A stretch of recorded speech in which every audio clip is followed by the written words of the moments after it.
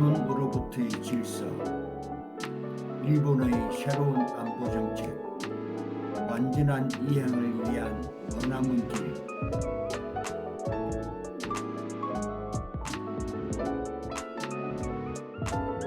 브루킹스 논평, 아담 립 앤드 제프리 호눔, 2023년 3월 27일.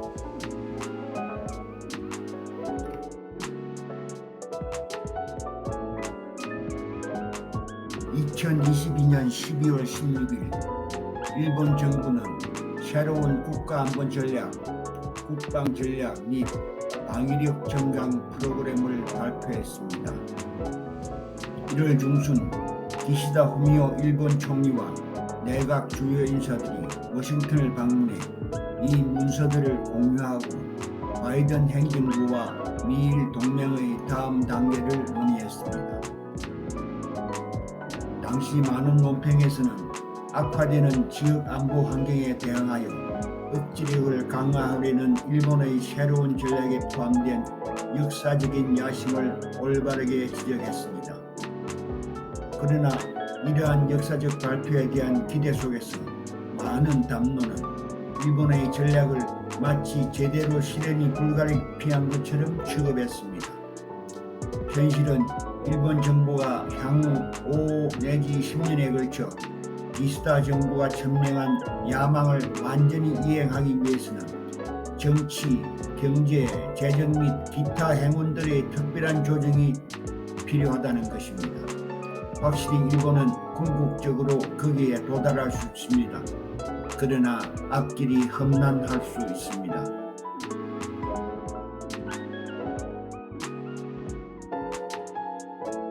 일본의 세 가지 문서.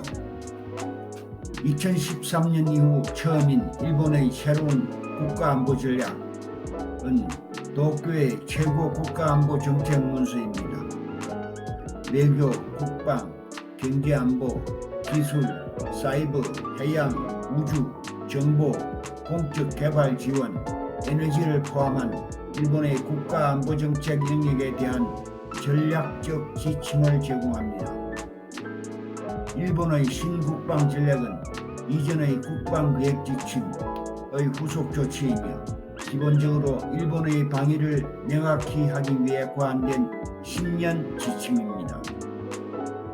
그 목표와 이를 달성하기 위한 방법 및 수단 등 동반문서인 방위 증강 프로그램은 NDS를 지원하는 데 필요한 중요한 방어 기능을 구축하고 유지하는 프로그램 지침을 제공합니다.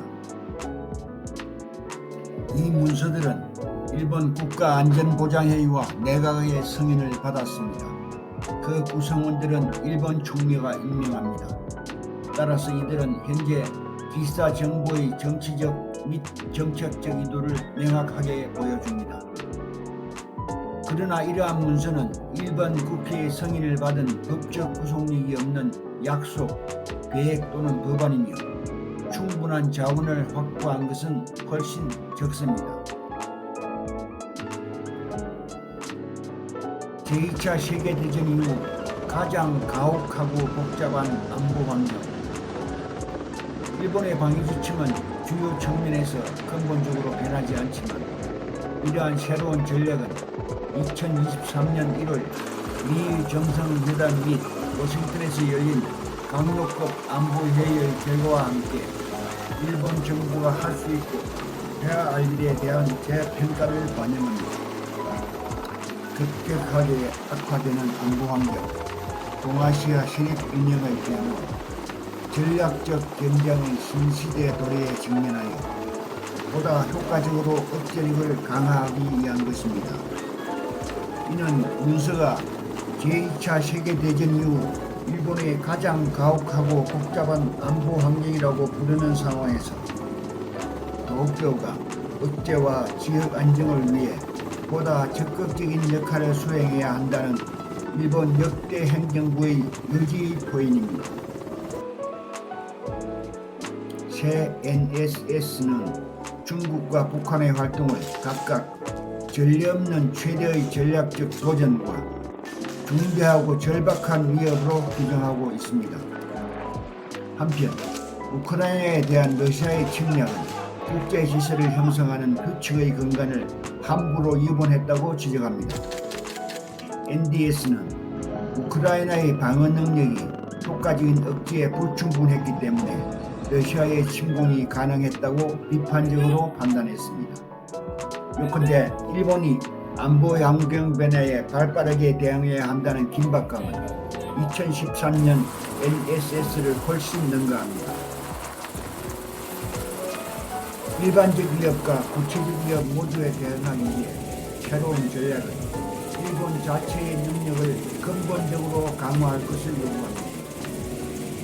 예를 들어 일본이 전례 없이 반격 능력을 요구한 것은 중국과 북한의 탄도 및 순환 미사일 무기가 일본의 방공 및 미사일 방어 체계를 압도할 수 있다는 솔직한 인식에서 비롯된 것입니다.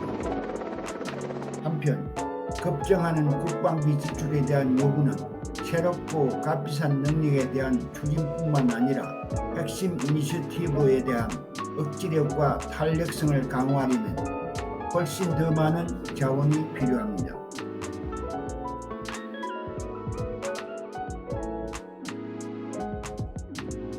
길고 험난한 여정, 야심찬 비전과 프로그램 우선순위 목록을 작성하는 것은 일본이 작년 12월의 3개 문서를 발표하면서 이미 달성한 것입니다. 그러나 효과적이고 효율적인 것과 완벽하게 구현하는 것은 다른 것입니다.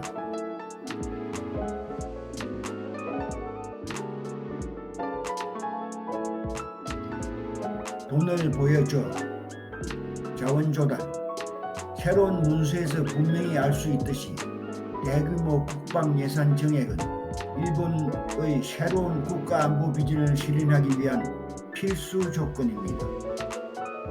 2020년 5조 4천억엔에서 2027년 8조 9천억엔으로 계획된 국방 예산의 약 3분의 2 증가는 의심의 여지 없이 역사적인 규모입니다.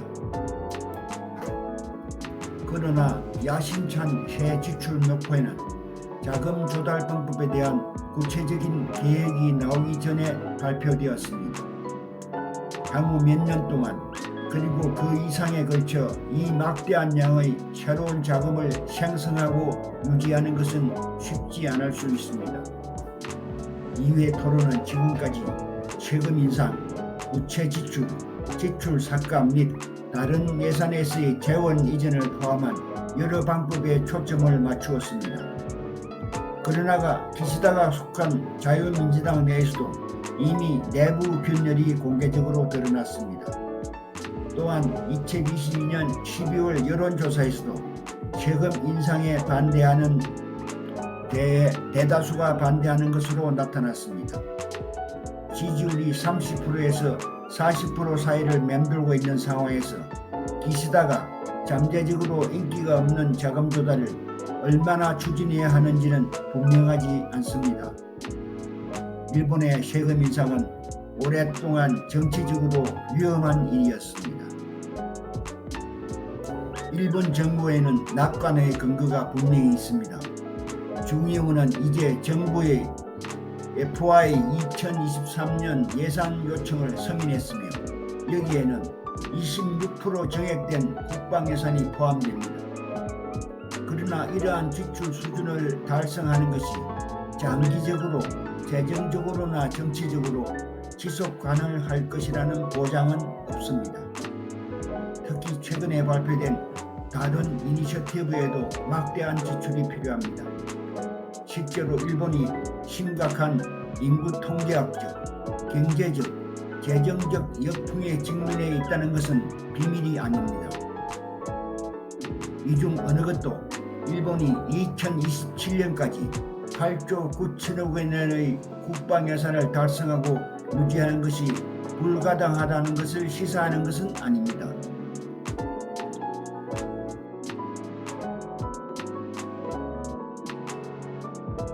정치를 잊지 말 것. 3개 문서에 포함된 공약을 완전히 이행하려면 세출 외에도 법률 및 기타 개혁이 필요합니다. 일본의 방위타시에 대한 중요한 헌법적, 정치적, 기타 제약을 감안할 때 악마는 디테일에 있을 수 있습니다. 추진 동기는 이미 명확합니다. 호주 및 영국과의 역사적인 새로운 상호 접근 협정에 관한 것을 포함하여 몇 가지 새로운 법안이 이미 제안되었습니다. 앞으로 몇 년 동안 추가 입법 및 개혁이 필요할 것입니다. 예를 들어 적극적인 사이버 방어 또는 인간지능을 획득할 수 있는 능력을 개발하겠다는 공약을 이행하기 위해 국회는 정부의 과잉 통제에 대한 우려를 완화하기 위한 프라이버시 관련 법안을 통과시켜야 할 수 있습니다. 국내 정치는 법안이 국회를 통과할 것인지 여부와 얼마나 빨리 통과할 것인지에 영향을 미칠 것입니다. 또한 정확한 내용은 정치적 과정에 의해 형성될 것입니다. 최소한 기시다의 자민당은 보수주의들보다 국가 안보와 관련하여 더 비둘기적인 연립 파트너 공명당의 지원이 필요합니다.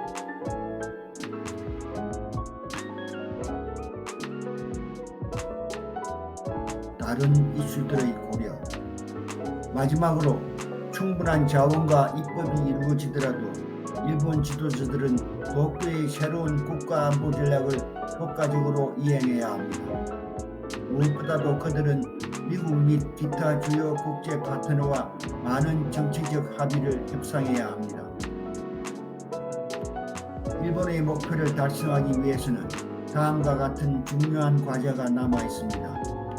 질적으로나 양적으로 충분한 인력 확보, 방위산업 기반을 활성화, 민간 부분과의 새롭고 다양한 파트너십 구축, 새로운 교류와 개념 및 명령과 통제의 형태를 개발합니다. 기술 혁신을 가속화하고 기술 혁신 및 해외 군사 판매에서 다른 국가와 협력합니다.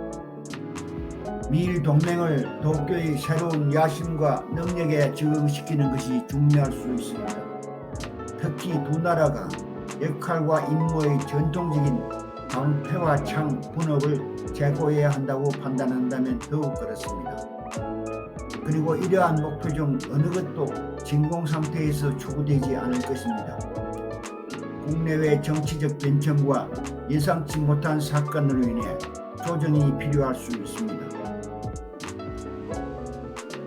2011년 3월 일본을 강타한 대규모 지진, 쓰나미, 핵재해와 우크라이나에 대한 러시아의 계속되는 전쟁은 예측할 수 없는 충격이 어떻게 정치적, 전략적 우선순위를 크게 바꿀 수 있는지를 보여주는 두 가지 사례입니다.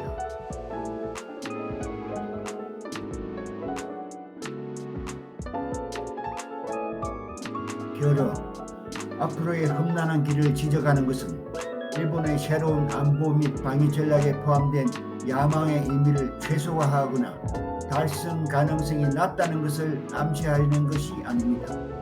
오히려 그 의도는 기시다 내각이 이미 과감한 조치를 취했음에도 불구하고 다음에 무엇이 올 것인지 그리고 앞으로 나아갈 길이 얼마나 험난할 것인지에 대해 아직 알려지지 않은 것이 많다는 점을 강조하는 것입니다. 한 가지는 확실합니다. 도쿄와 워싱턴 모두에서 많은 노력이 기울여져야 합니다.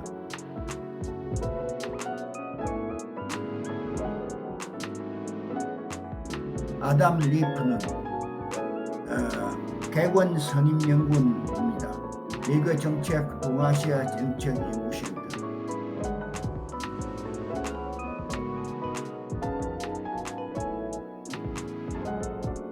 제프리 호누 선임 정치과학자, 랜드 코퍼레이션 겸임 교수, 조지 대한대학교 겸임 교수.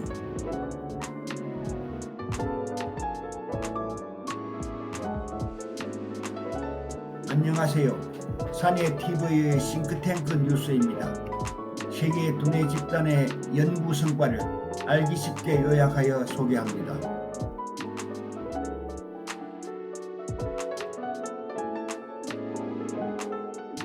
영상 편집, 브루 시스템, 영어 초역, 구글 번역, 요약 정리, PTN 박종휘 박사.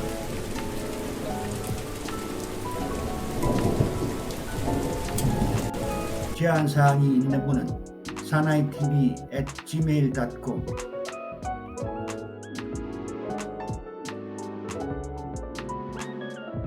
시청해 주셔서 고맙습니다.